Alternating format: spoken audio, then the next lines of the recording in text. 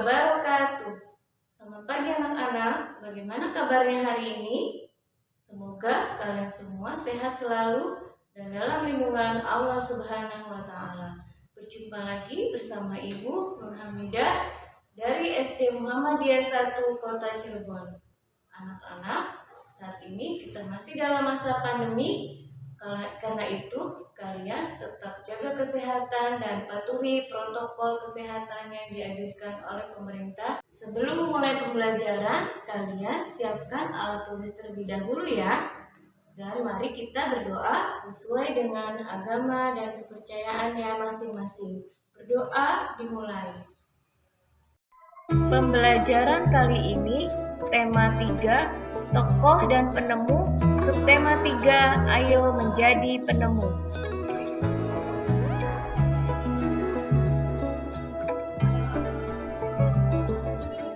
Dengan tujuan pembelajaran sebagai berikut. 1. Siswa mampu menulis informasi penting dari teks eksplanasi yang dibaca. 2. Siswa mampu mempresentasikan perbedaan karakteristik rangkaian seri dan paralel dalam diagram Venn.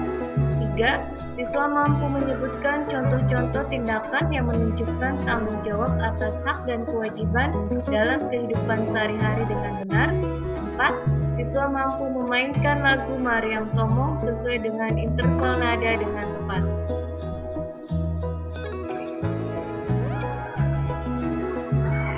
Sebelumnya, kita sudah mempelajari tokoh-tokoh dunia dengan penemuannya. Kali ini kita akan membahas sikap-sikap apa sajakah yang harus dimiliki untuk menjadi seorang penemu. Ayo kita belajar dari Bapak Habibie.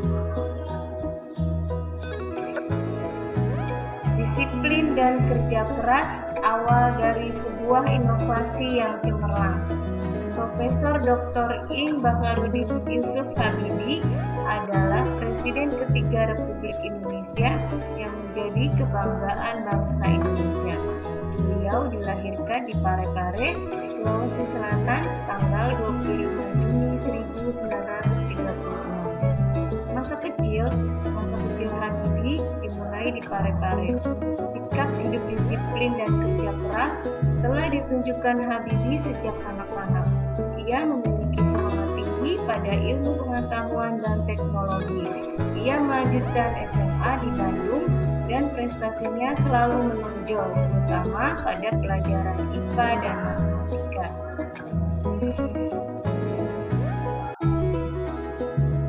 Perjuangan keras di perantauan. Didukung oleh kemauan keras untuk belajar, selepas SMA beliau masuk di ITB atau Institut Teknologi Bandung. Kemudian mendapatkan beasiswa untuk melanjutkan kuliah di Jerman, jurusan konstruksi pesawat terbang. Ia bertekad bulat untuk bekerja keras dan harus sukses. Habibie selalu menggunakan musim liburannya dengan bekerja mencari uang untuk membeli buku sebagai pendukung sekolahnya. Tahun 1960, Habibie mendapat gelar diploma Ing di Jerman dengan nilai sempurna. Ia bekerja di industri kereta api Jerman dan berhasil menemukan cara untuk membuat 1000 wagon kereta api berkekuatan tinggi. Di pagi buta, Habibie harus berjalan kaki cepat ke tempat kerja yang jauh untuk menghemat kebutuhan hidup. Kemudian pulang pada malam hari dan belajar untuk kuliahnya. Tahun 1965, Habibie mendapat gelar dokter insinyur dengan nilai sangat sempurna. Buah dari kerja keras, Habibie kemudian bekerja di industri pesawat terbang Jerman. Karena sikap disiplin dan kerja keras, karirnya terus naik hingga dipercaya menjadi Vice President sekaligus Direktur dan Penasihat Senior bidang teknologi. Ia menjadi satu-satunya orang Asia yang berhasil menduduki jabatan bergengsi di perusahaan pesawat terbang Jerman. Kecintaan pada tanah air. Tahun 1968, Habibie mengundang 40 insinyur Indonesia untuk bekerja di Jerman guna mempersiapkan keterampilan dan pengalaman mereka dalam membuat produk industri dirgantara, maritim, dan darat di tanah air. Tahun 1974, Habibie diminta pulang ke tanah air dan menjadi penasihat pemerintah di bidang teknologi pesawat terbang. Ia menjadi Menteri Negara Riset dan Teknologi hingga menjadi Wakil Presiden dan Presiden RI ketiga. Prestasi cemerlang buah dari disiplin dan kerja keras. Habibie menyumbang berbagai penemuan dan sejumlah teori di bidang konstruksi pesawat terbang seperti Habibie Factor, Habibie Theorem, dan Habibie Method yang dipakai oleh universitas di seluruh dunia. Ia dijuluki sebagai Mr. Crack karena menemukan rumus untuk menghitung cacat badan pesawat terbang. Ia juga menerima banyak penghargaan dan prestasinya diakui berbagai lembaga internasional seperti Jerman, Inggris, Swedia, Prancis, dan Amerika Serikat, serta menerima penghargaan yang hampir setara dengan hadiah Nobel.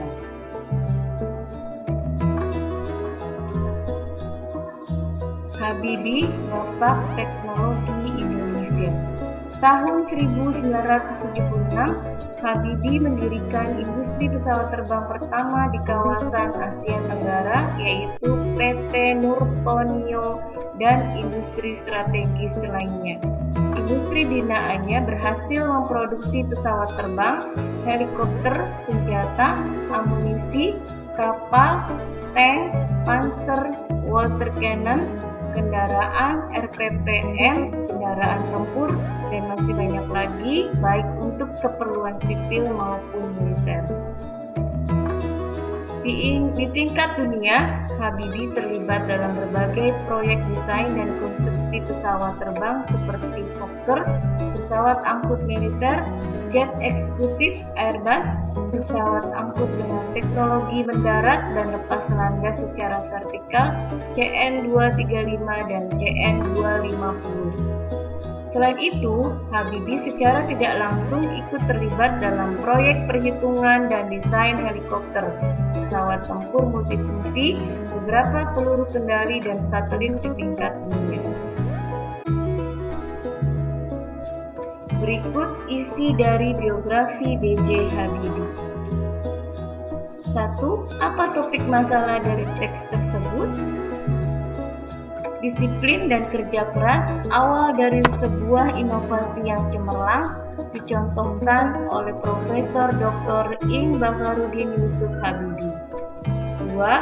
Apakah teks tersebut adalah jenis teks eksplanasi ilmiah? Jelaskan dan beri contoh. Bukan, teks tersebut bukan teks eksplanasi ilmiah karena teks tersebut berisi rentetan peristiwa penting dari seorang tokoh.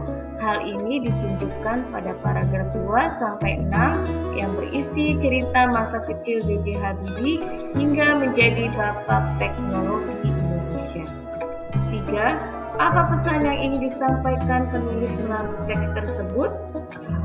Melalui disiplin, semangat yang tinggi, dan kerja keras, kita bisa mencapai kesuksesan. Apakah kalian masih ingat apa itu kosakata baku? Kosakata baku adalah kosakata bahasa Indonesia yang sesuai dengan KBBI dan ejaan yang disempurnakan atau yang saat ini menjadi pedoman umum ejaan bahasa Indonesia.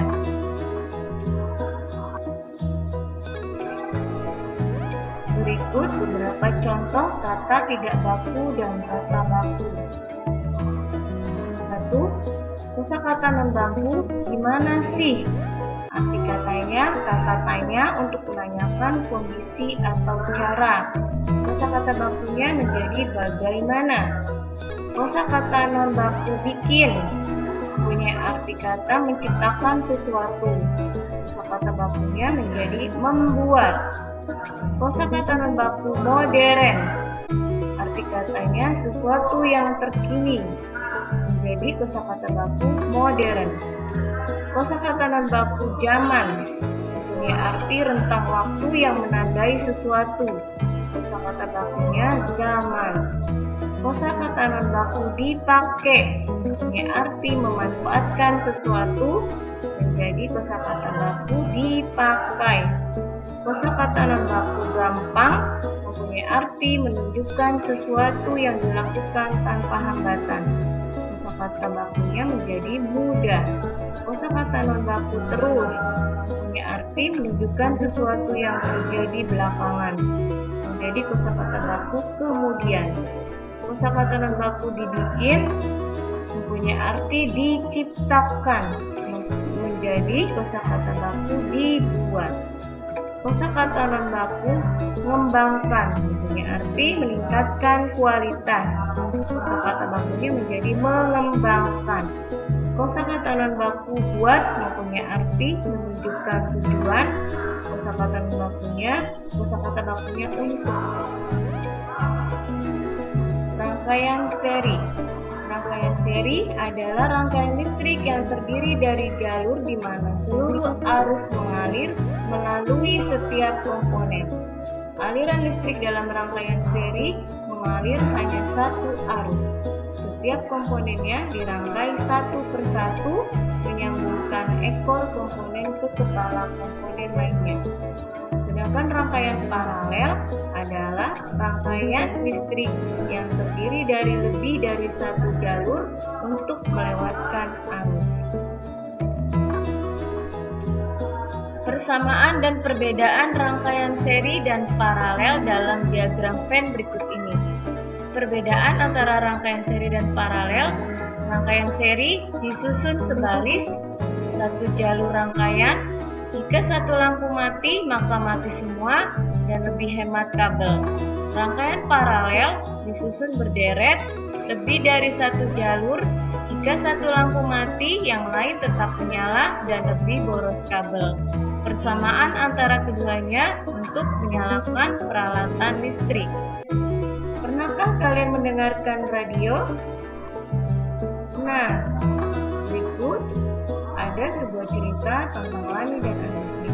Lani suka sekali mendengarkan berbagai lagu dari stasiun radio. Ketika Lani mendengarkan radio di kamarnya, volume suara radio itu keras hingga adiknya yang sedang belajar merasa terganggu. Menurutmu, apakah Lani sudah menggunakan hak dan kewajibannya secara seimbang? Jelaskan alasanmu. Ya benar, Lani belum menggunakan hak dan kewajibannya secara seimbang. Meski berhak mendengar lagu dari radio, tetapi Lani tidak memerhatikan hak adiknya. Adiknya berhak belajar dengan nyaman, namun justru terganggu dengan suara radio Lani. Hak Lani dibatasi oleh hak orang lain. Lani harus bertanggung jawab menggunakan haknya. Apa yang dimaksud hak dan kewajiban? Hak adalah segala sesuatu yang harus didapatkan oleh setiap orang yang telah ada, bahkan sebelum orang tersebut lahir. Sedangkan kewajiban adalah sesuatu yang wajib dilaksanakan, keharusan atau sesuatu hal yang harus dilaksanakan. Perhatikan isi tabel berikut. Coba kalian perhatikan gambar berikut. Gambar yang pertama, menggunakan hak dengan tanggung jawab belum ya, mereka masih di bawah umur membawa motornya sehingga belum berhak untuk mengendarai kendaraan sendiri. Apakah mereka sudah melaksanakan kewajiban dengan tanggung jawab? Belum, karena mereka tidak menaati tata tertib lalu lintas. Gambar yang kedua, apakah mereka menggunakan hak dengan tanggung jawab? Ya belum, karena dalam hak memperoleh nilai tinggi dengan cara tidak baik, yaitu mencontek. Apakah dia sudah melaksanakan kewajiban dengan tanggung jawab? Belum, karena kewajiban belajar adalah belajar dan melaksanakan ujian dengan jujur.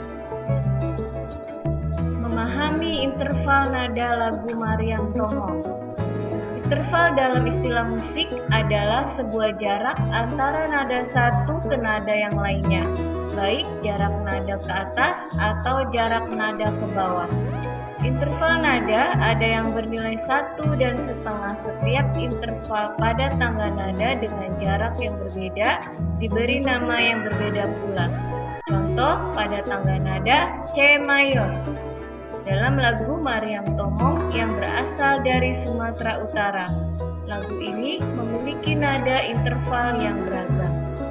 Contoh interval nada pada tangga nada susunannya C, D, E, F, G, A, B, C dengan jarak nada 1,1,5, 1,1,1,5. Mari kita saksikan dan kita nyanyikan lagu Mariam Tomong bersama-sama ya.